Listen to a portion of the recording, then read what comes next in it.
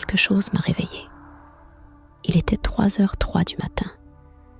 J'avais déjà l'habitude de me réveiller à cette heure. Mais cette fois, c'était différent. Elena.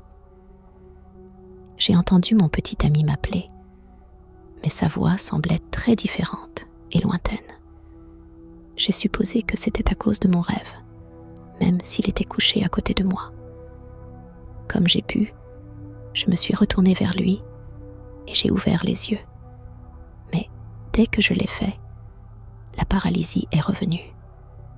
Pourtant, je pouvais le voir dormir profondément à mes côtés, allongé sur le côté, son visage tourné vers moi.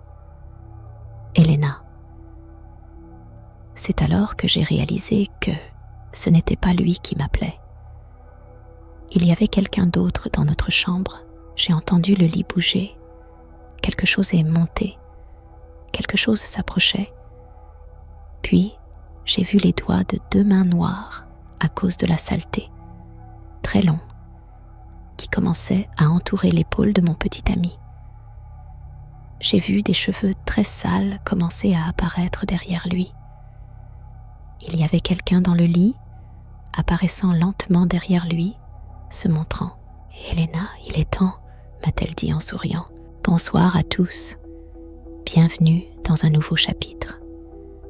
Je dois être honnête avec vous. Je ne sais pas si je dois vous dire que l'histoire suivante concerne des sorcières, des rêves macabres qui annoncent quelque chose de terrible sur le point de se produire, ou des vérités qui peuvent nous être révélées. Peut-être que cette histoire parle d'une personne malade, terrifiante, qui attend à la porte des maisons voisines, espérant en trouver une ouverte pour y entrer. Je ne sais pas. La vérité est que je ne sais pas ce qui se cache derrière ce que vous allez entendre. Je vous demande simplement de l'écouter avec prudence, sans prendre cela à la légère, car vous ne savez jamais ce que vous pourriez attirer en écoutant des histoires comme celle-ci. Si c'est l'un de ces chapitres que vous préférez éviter, je comprends, et nous nous retrouverons au prochain, sans aucun problème. Mais si vous osez écouter, à partir de maintenant, nous ne sommes plus responsables de ce qui pourrait se passer. Je m'appelle Uriel Reyes, et vous êtes sur le point d'entrer dans le monde des histoires de la nuit. Le premier rêve étrange que j'ai eu, quand je pensais simplement qu'un esprit m'avait paralysé, s'est produit lorsque j'étais enfant.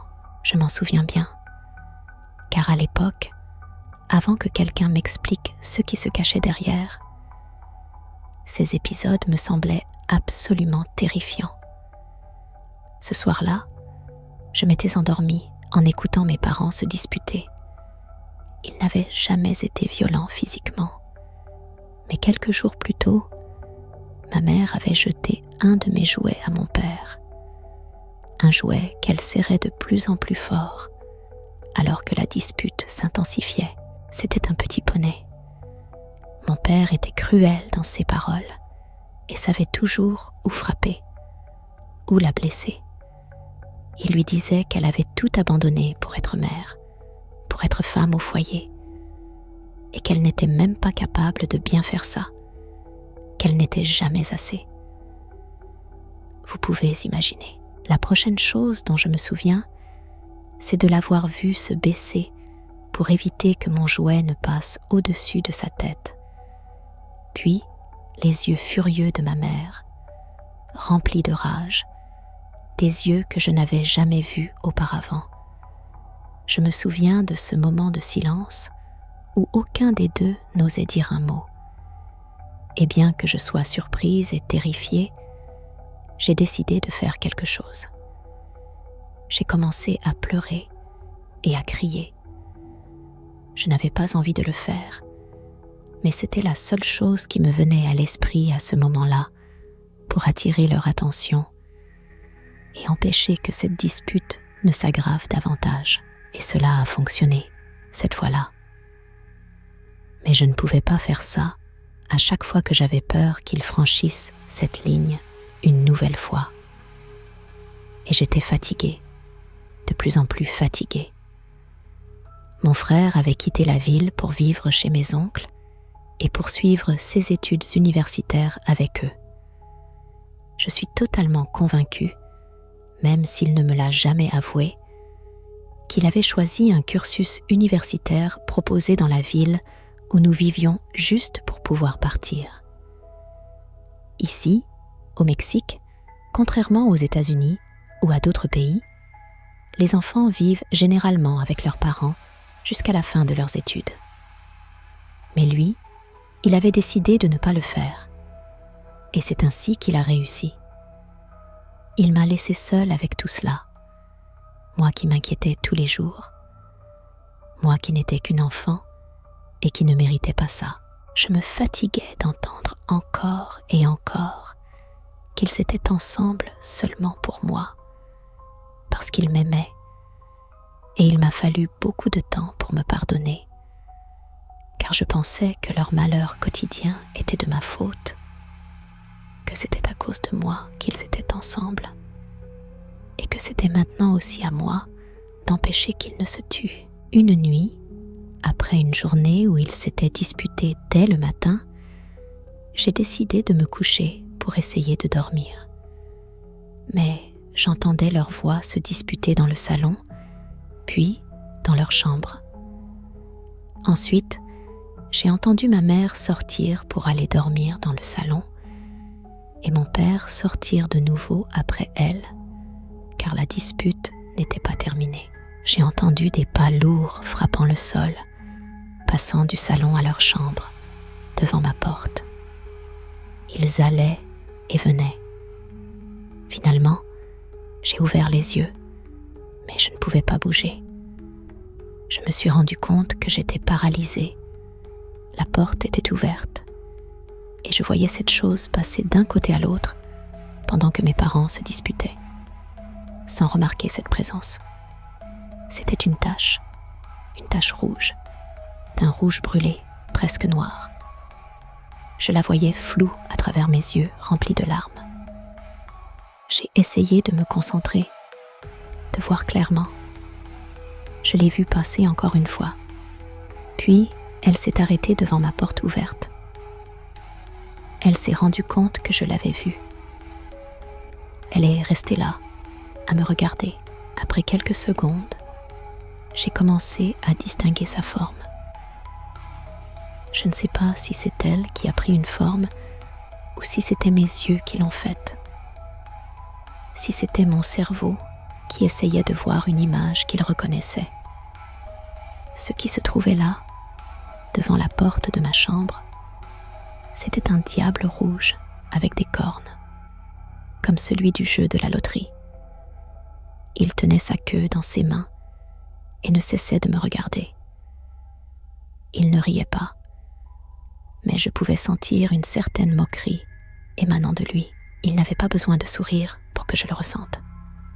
Ensuite, il a continué à marcher de long en large dans le couloir. Encore et encore, tandis que je restais là, incapable de bouger, pleurant de peur, pleurant de colère. Les rêves devenaient sporadiques, mais en y repensant, je me rends compte que beaucoup d'entre eux se sont produits à des moments très importants de ma vie, bons ou mauvais, surtout mauvais. Les quelques décès dans ma famille ont tous été horribles, et tous ont été précédés d'un de ces rêves. J'avais 17 ans quand je me suis réveillée de nouveau à 3 heures du matin. Je n'ai pas vu l'horloge, mais je le savais. C'était toujours comme ça. Ma chambre était complètement sombre. Je laissais toujours une petite lampe allumée, car j'avais peur du noir, mais quelqu'un l'avait éteinte, même si le bouton était dur et qu'il n'y avait aucune chance que cela soit un problème électrique. Je me suis réveillée, mais je ne pouvais pas ouvrir complètement les yeux. Je ne pouvais pas bouger. Au fil des minutes, j'ai commencé à me réveiller, entre guillemets.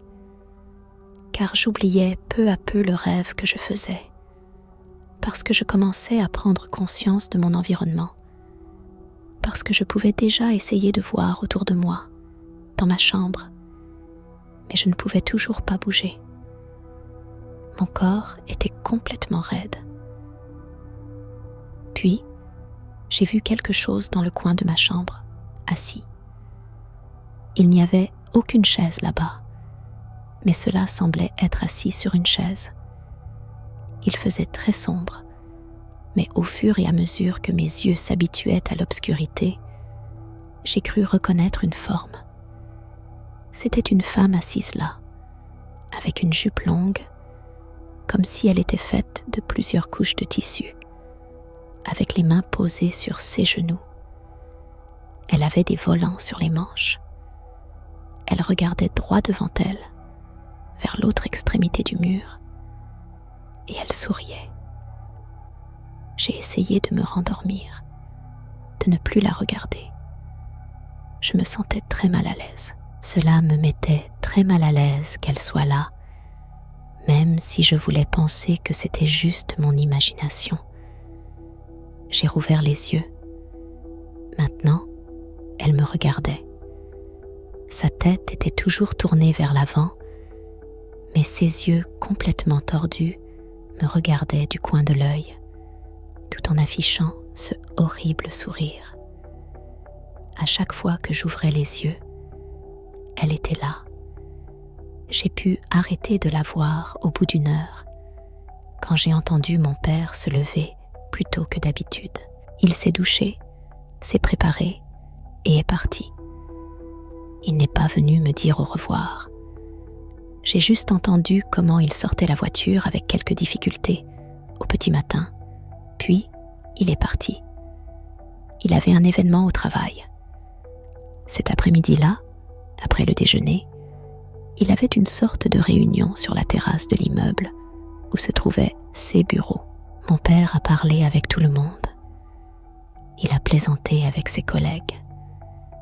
Puis, soudainement, il a posé son verre sur la table, s'est essuyé avec une serviette, s'est retourné et a marché jusqu'au bord de la terrasse. Ils nous ont appelés pour nous en informer 1 heure plus tard. Ce qui était étrange, c'est que les jours précédents, il n'y avait eu aucune dispute. Il ne m'avait pas grondé. Il ne s'était absolument rien passé qui puisse indiquer que quelque chose comme ça allait se produire ou que c'était une possibilité. Je n'avais jamais imaginé que mon père serait quelqu'un capable de se faire du mal. 6 dernières semaines, il y avait même une certaine tranquillité à la maison. Ma mère a dit plus tard que c'était peut-être l'œil du cyclone. Et j'ai fait un autre de ces rêves, la nuit suivante, qui a changé ma vie pour toujours. Je vivais encore avec ma mère, mais elle n'était pas là.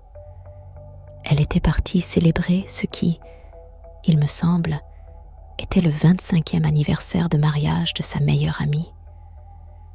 Elle avait insisté pour que je vienne, me disant que ça me ferait du bien, que Julia, la fille de son amie, voulait renouer avec moi, que nous devrions redevenir amis comme nous l'étions étant enfants. Mais franchement, les gens snobs me fatiguent terriblement. C'est pourquoi j'ai décidé de rester à la maison. Quand 3 heures du matin sont arrivées, j'ai ouvert les yeux. J'ai entendu ma mère rentrer à la maison. Elle a marché jusqu'à la porte de ma chambre et l'a ouverte. J'ai fait semblant de dormir pour qu'elle ne me parle pas, mais je l'ai entendue entrer et se glisser sous mon lit. Sa voix était celle de ma mère. Et en même temps, c'était une voix différente. Je n'avais jamais ressenti quelque chose de pareil. J'avais très peur, mais ce qu'elle m'a dit m'a fait comprendre que je devais regarder. Je devais jeter un œil sous le lit.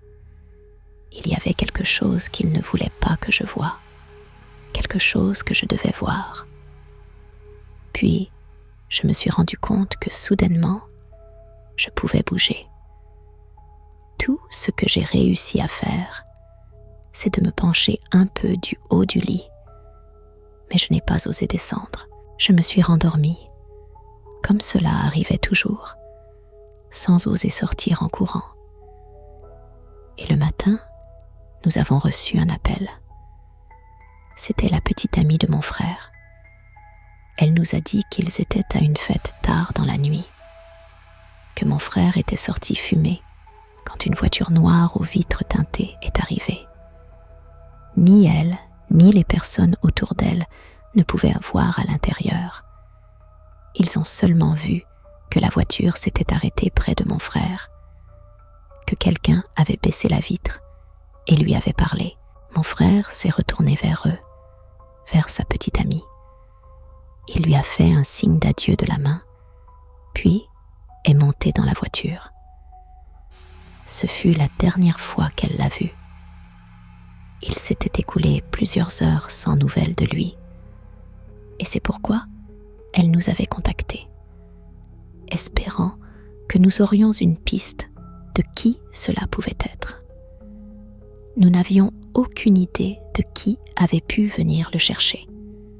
Cela faisait déjà quelques années que nous ne l'avions pas vu, et depuis, nous n'avons plus jamais eu de nouvelles de lui.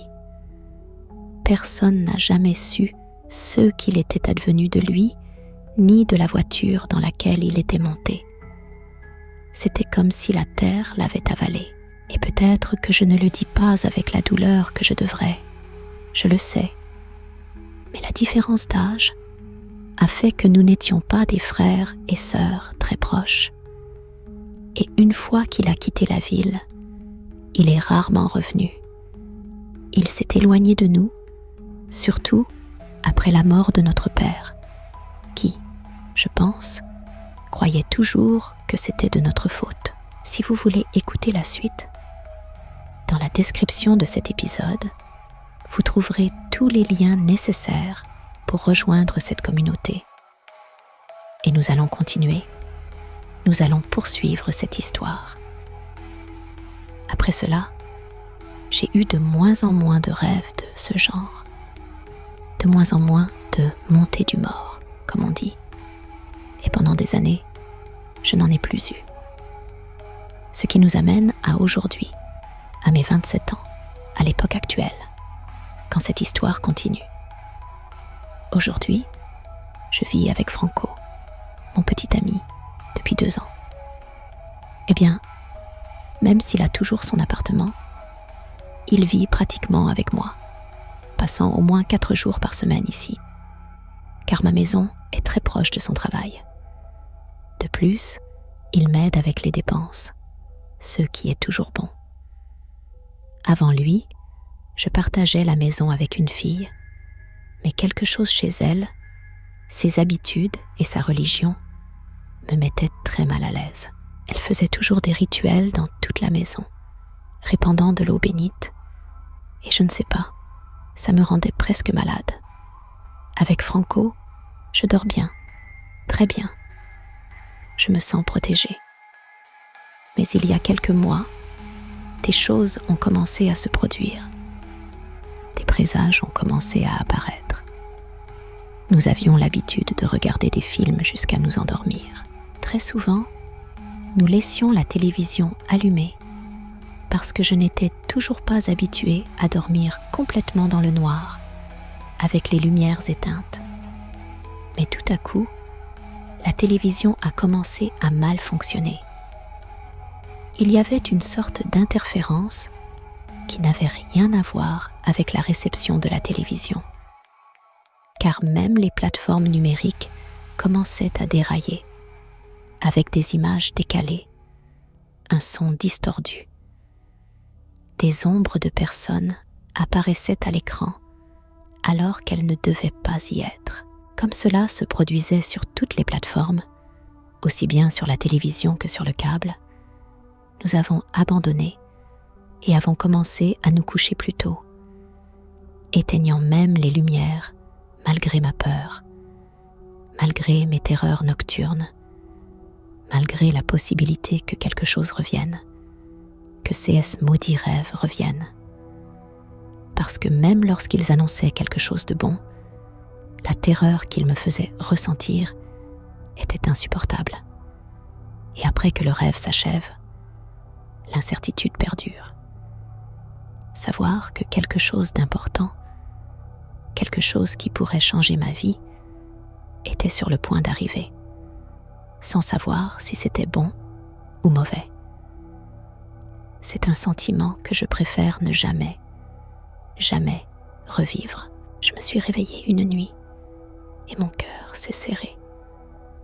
À nouveau, je ne pouvais pas bouger. Je n'avais pas besoin de regarder l'horloge pour savoir quelle heure il était. J'étais allongée dos à Franco. J'ai commencé à pleurer pour qu'il m'entende, mais je ne pouvais pas parler. Je ne pouvais même pas bouger ma bouche. J'ai essayé de balbutier. « Ça va ?» m'a-t-il demandé, à moitié endormi. « Non, non !» ai-je réussi à dire, à peine en émettant un son. Il m'a embrassée à l'arrière de la tête, tout en me serrant les épaules, et cela m'a fait mal. C'était très brusque. Il ne faisait jamais ce genre de choses, mais je ne pouvais pas bouger. C'est alors que j'ai entendu un bruit dans la salle de bain. Puis quelqu'un a marché dans le couloir et est revenu dans la chambre, et j'ai reconnu les pas. C'était Franco. Et même si je ne pouvais toujours pas bouger, j'ai commencé à pleurer davantage de peur. Quand il s'est rendu compte de cela, il a allumé la lumière et m'a secouée jusqu'à ce que mon corps se réveille, pour ainsi dire, et que je puisse enfin bouger. J'étais terrifiée. J'ai regardé partout dans la chambre. Je me suis penchée pour regarder sous le lit et je lui ai dit qu'il y avait quelqu'un ici. Quelqu'un qui m'avait parlé avec sa voix, qui m'avait embrassée sur la tête et qui m'avait serré les épaules. Mes épaules me faisaient encore mal. Je pouvais encore sentir ses doigts me piquer. Mais Franco m'a examinée et je n'avais aucune marque.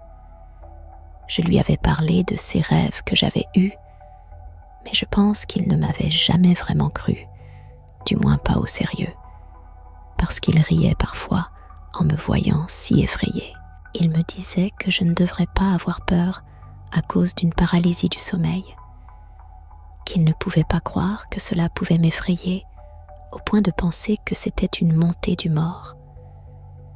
Et bien que je ne le croyais pas totalement, je me sentais trop embarrassée pour insister.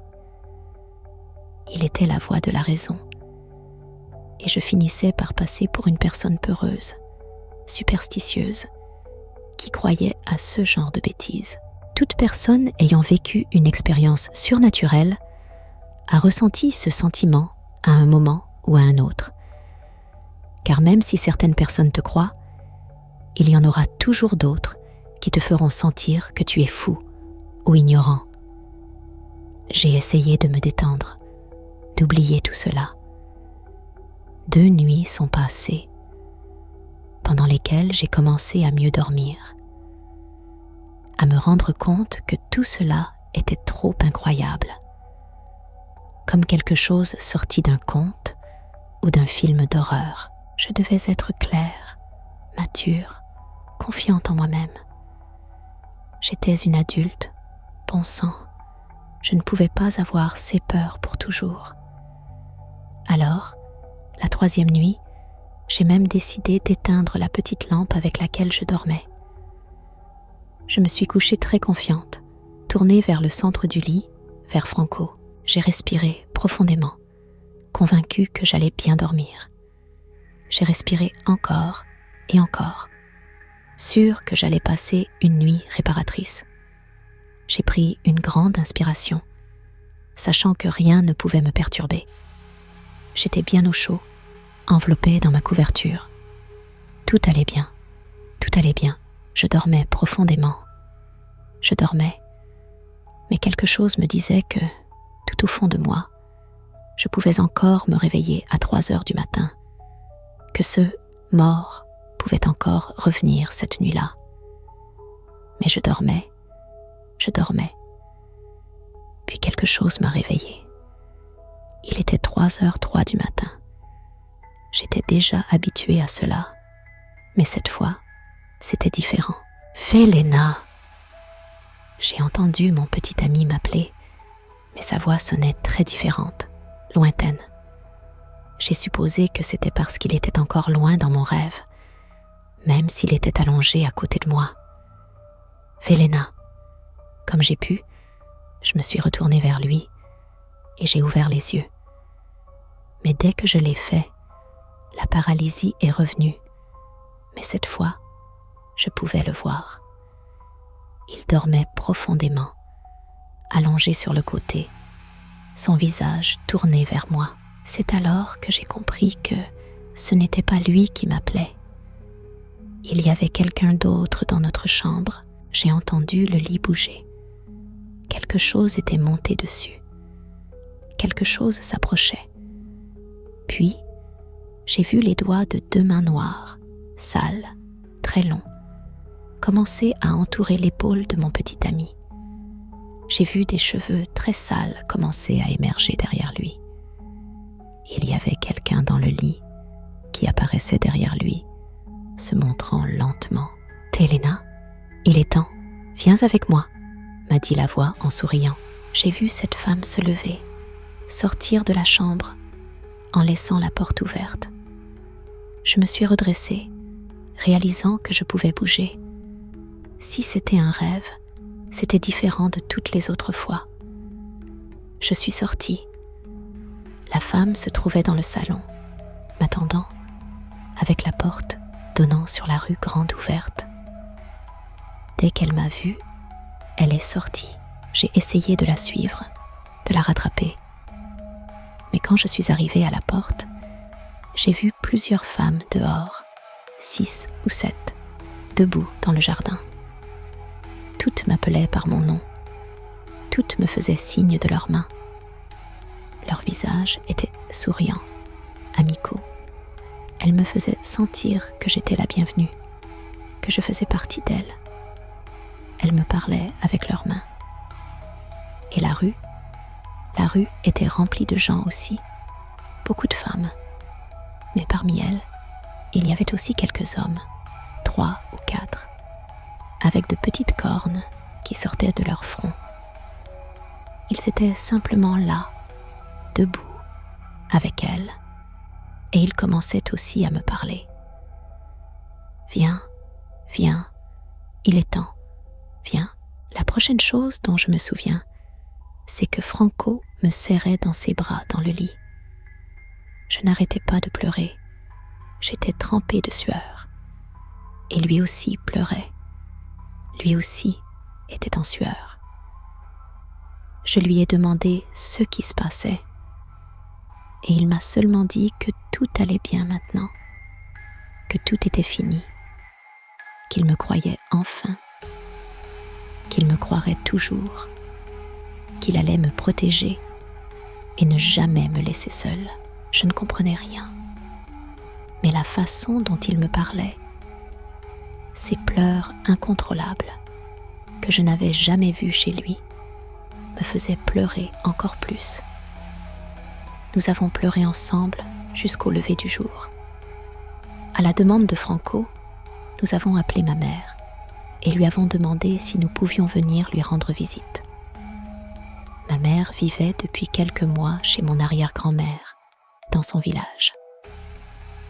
Elle était très âgée, très fatiguée, et elle avait besoin d'aide en permanence. Quand nous avons dit à ma mère que nous voulions venir, elle a été ravie. Cela faisait un moment qu'elle me disait de venir, car elle ne savait jamais quand serait la dernière fois que je pourrais parler avec mon arrière-grand-mère. Elle m'encourageait à profiter de ces moments, à discuter avec elle. J'étais très mal en point physiquement après ce dernier rêve. J'étais malade, très affaiblie, mais Franco m'a dit qu'il m'accompagnerait. et cela m'a donné le courage d'essayer. De plus, je voulais m'éloigner de ma maison. En regardant par la fenêtre, je voyais encore dans mes souvenirs ces femmes dehors. Et malgré leur sourire, malgré leur amabilité, elles me faisaient terriblement peur. Nous avons pris la route vers le village, et ce qui aurait dû être un trajet de 2 heures est devenu un périple de 8 heures. Un accident en chemin et la pluie ont presque arrêté notre progression pendant une bonne partie du trajet. J'essaie toujours d'être une bonne copilote, de discuter, de mettre de la musique, mais j'étais tellement épuisée que j'ai fini par me mettre sur la banquette arrière et m'allonger pour dormir 5 minutes. Et le pauvre Franco a continué de conduire, seul, avec pour seule compagnie le GPS. Il n'avait jamais été dans ce coin, mais il a réussi à arriver, malgré les rues confuses et la pluie, comme s'il était une petite fille guidée. Quand nous sommes arrivés, ils ont décidé de ne pas me réveiller. J'ai le sommeil lourd, mais pas à ce point. Cela me semblait étrange qu'ils aient pu me transporter jusque dans la chambre de ma mère, où elle dormait habituellement, mais qu'elle avait aménagée pour nous. Je suis restée endormie jusqu'à 9h ou 9h30 du soir, lorsque les voix et les rires de plusieurs femmes ont attiré mon attention. Ma mère et mon arrière-grand-mère riaient également, dans ce qui semblait être une conversation très amusante. J'entendais au loin la voix de Franco, discutant et riant. Ils étaient en pleine réunion. Alors je me suis levée, je me suis regardée dans le miroir, j'ai arrangé mes cheveux et je suis sortie pour saluer, gênée de ne pas m'être rendu compte de l'heure à laquelle nous étions arrivés. Quand je suis sortie, je me suis figée sur place. La maison était remplie de femmes et je reconnaissais sans aucun doute la moitié d'entre elles. C'étaient les femmes qui étaient dans mon jardin, celles que j'avais vues dans la rue, dans mon rêve. Elles m'ont saluée maintenant de manière tout à fait ordinaire, comme si elles ne m'avaient jamais vue auparavant. Et peut-être était-ce le cas, je ne sais pas. Cela me semblait très étrange. Vous avez sûrement entendu dire que nous ne pouvons pas rêver de visages que nous n'avons jamais vus, que notre cerveau ne peut pas créer un visage à partir de rien, et que tous les gens qui apparaissent dans nos rêves, même ceux que l'on pourrait appeler des figurants, sont des personnes que nous avons croisées à un moment ou à un autre de notre vie, même brièvement, peut-être juste en passant dans la rue. J'étais certaine de n'avoir jamais vu ces femmes, complètement sûre. Mais malgré cela, c'était elle, celle que j'avais vue en rêve. Ma mère a remarqué mon malaise et a trouvé une excuse pour mettre fin rapidement à la réunion, pour que tout le monde s'en aille. Mon arrière-grand-mère n'a rien remarqué. Il a été très difficile d'essayer d'expliquer à ma mère et à Franco pourquoi j'agissais de cette façon.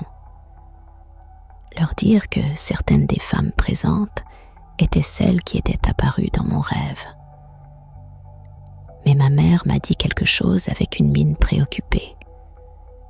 Elle ne voulait pas s'attarder sur le sujet, mais elle savait que certaines d'entre elles étaient en effet des sorcières qui se livraient à des rituels, qui sortaient la nuit dans les montagnes, qui allaient dans les cimetières, bien qu'elle pensât que ce n'était que des histoires, qu'elle trompait simplement les gens. Je ne pouvais pas rester longtemps là-bas, car je me sentais désormais physiquement menacée. Chaque nuit, j'avais l'impression qu'elles allaient revenir, mais elles ont eu la décence de ne pas revenir tant que j'étais là. Et cela, chers auditeurs, m'amène au dernier événement qui s'est produit dans mon histoire, quelque chose qui s'est passé il y a seulement quelques jours. Une fois de plus, quelque chose m'a réveillée, mais ce n'était pas à 3 heures du matin. J'ai entendu des pas parcourant le couloir devant ma chambre, ce qui m'a rappelé ce premier rêve d'enfance, même si ce couloir était beaucoup plus court. J'ai secoué Franco. Je lui ai dit qu'il y avait quelqu'un dehors. Je l'ai bougé, je l'ai secoué, lui ai donné une petite claque. Mais il ne se réveillait pas. Il y avait quelque chose dans ce rêve qui me semblait plus effrayant que d'habitude. Mais je me suis armée de courage et je suis sortie. J'ai vu une femme très grande dans le couloir, à quelques pas de ma chambre. En me voyant, elle a couru vers le salon et s'est assise sur un canapé, hors de ma vue. J'ai entendu sa voix depuis l'obscurité. « Que voulez-vous » lui ai-je demandé. « Qui êtes-vous » Des bras m'ont saisi par derrière. « Hé, hé, hé ! Dehors ! Allez-vous-en ! Sortez d'ici !» a crié Franco, pâle comme un mort, terrifié, mais criant au hasard, essayant de masquer sa terreur. Il m'a placée derrière lui. Il tenait une batte de baseball que je n'avais jamais vue auparavant. Il a allumé la lumière, et là, elle était. Une femme qui sentait horriblement mauvais, comme des herbes pourries, complètement sale. « Sortez d'ici! Allez, sortez! Sortez maintenant !» criait Franco, très en colère. Je ne pouvais pas croire que j'étais réveillée. Elle est entrée en disant « J'ai besoin d'un endroit où rester. Laissez-moi rester ici.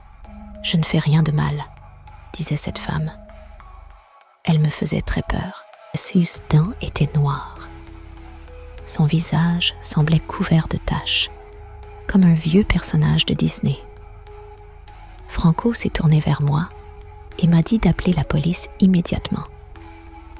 Puis, il s'est précipité vers la femme qui, se déplaçant très rapidement, est sortie en courant de la maison, dans la rue, en riant comme si cela l'amusait. Franco s'est mis à courir après elle. Pendant ce temps, la police, au téléphone, me posait des questions très confuses, comme s'ils ne me croyaient pas, comme si je connaissais cette femme que je dénonçais. Je n'arrivais pas à leur expliquer que c'était une femme inconnue qui était entrée dans la maison de nulle part. J'ai fini par raccrocher quand j'ai vu que Franco revenait. Il m'a dit qu'il l'avait poursuivi et qu'il avait eu l'impression que quelqu'un l'attendait dehors. Vous n'avez pas idée de la peur avec laquelle nous avons dormi cette nuit-là. Franco a appelé un de ses amis.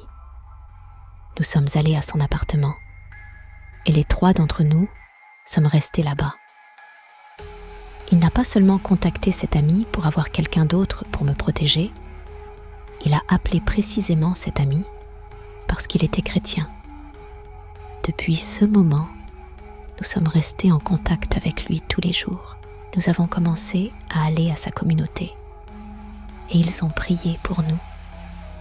Et moi, je veux remettre ma vie à Dieu, à un Dieu qui peut me protéger de tout ça, de tout le mal qui existe dans le monde, de tout ce que j'ai vu de mes propres yeux. Je sais que c'est mal de venir à lui uniquement par peur.